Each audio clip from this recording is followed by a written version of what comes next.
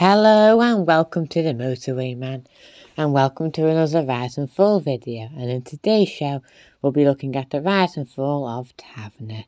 Now, although you might not have heard of this operator, they tried to make a big name for themselves by attempting to run the world's first fully automated service station. But why don't we consider them on the same level of other operators such as Granada or Forte? Something must have gone wrong. What could that be? Well, today we'll find out. And before we get into things, please subscribe because it would help the channel grow and it would make me happy as well. And if you're feeling super generous, then consider supporting me on Patreon as well. So, although you might not have heard of Taverna, I'm sure you know these guys. Esso. They're a famous petrol company in the UK and the world as well.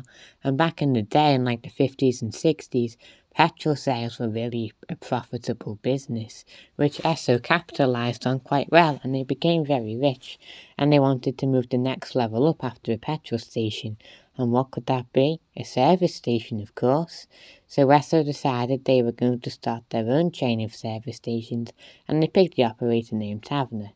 And although the rules and regulations at the time didn't like service stations selling only one brand of petrol, Taverna managed to arrange it that only Esso fuel would be sold, so it was good for business too. And eventually, the hope was that Taverna would be the name people associated with service stations investing, and Esso would be associated with fuel and petrol stations. And Taverna's first service station really came out of nowhere, and probably just opened by coincidence. Because during the construction of the A1M, one of Esso's petrol stations had to be demolished to build the new road. So as compensation for this, Esso were offered the chance to build Washington services instead.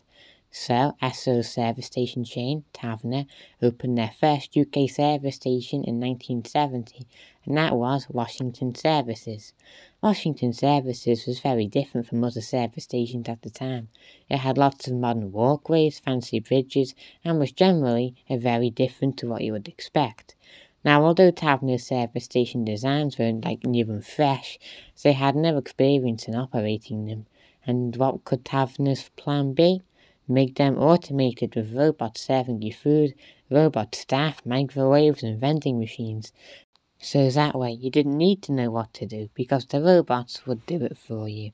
And although the picture on screen's not the best, it does show a bit of the automatic equipment that they've got in the service stations there. And initially, they developed a pretty complicated catering system which used automated vending machines and microwaves, which were new to the motorway at the time, and they did allow Taverna to say that they were the first fully automatic service station in the world. This is probably what they were most famous for. And after Washington, Birch and Woolly Edge services were the next Tavernas to open, again continuing the automated theme. But where Taverna began to fall down is that they didn't know what to do next.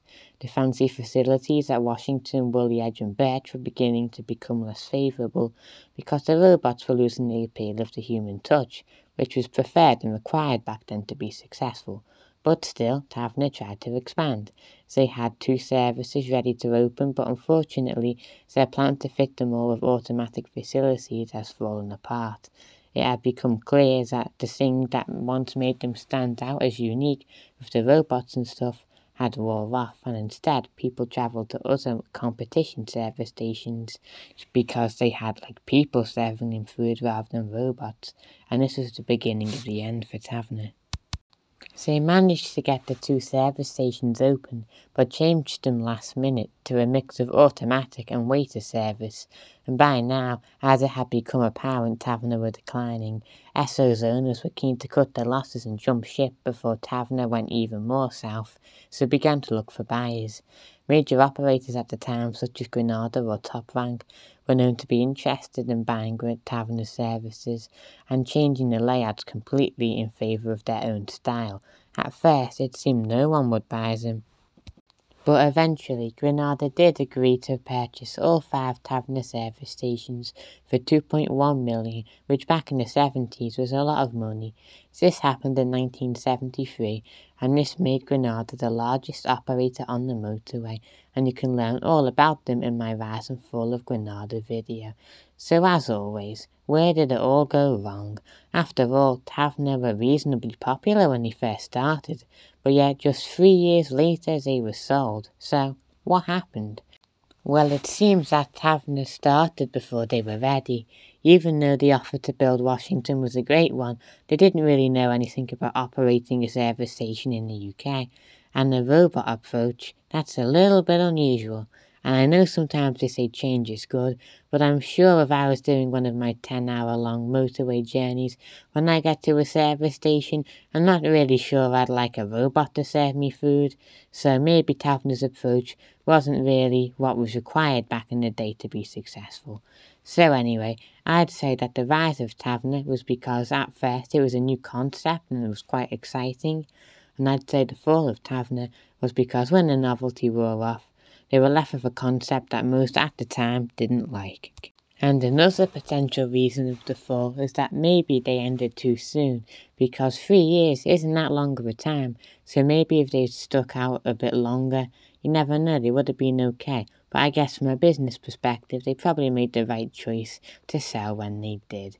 Oh, and before you go, if you want to go and see the remains of the Taverna site, then watch my tour of Washington services, because that's where you can see like the fancy bridge and stuff, and it's where you can see the best of what a Taverna site used to look like. So anyway, thanks for stopping by. I do appreciate your time as always.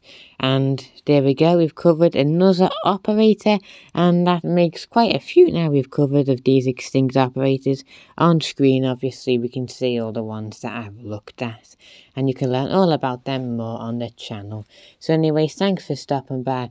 I do appreciate your time. I'll catch you next on Sunday, because there'll be no midweek episode this week as the motorway man's in Northumberland. And the reason why I'm there, I'm trying to track down the most remote service station in all of England. So there you go, you can see a picture of my map on screen. Now if you follow me on Twitter, I'll be keeping you posted on there of my journey to try and find it. But anyway, thank you very much for watching. If you found the video nice or informative or whatever, please give me a thumbs up, that would be very nice. Really would like it if you subscribe to the channel, it would mean a lot to me.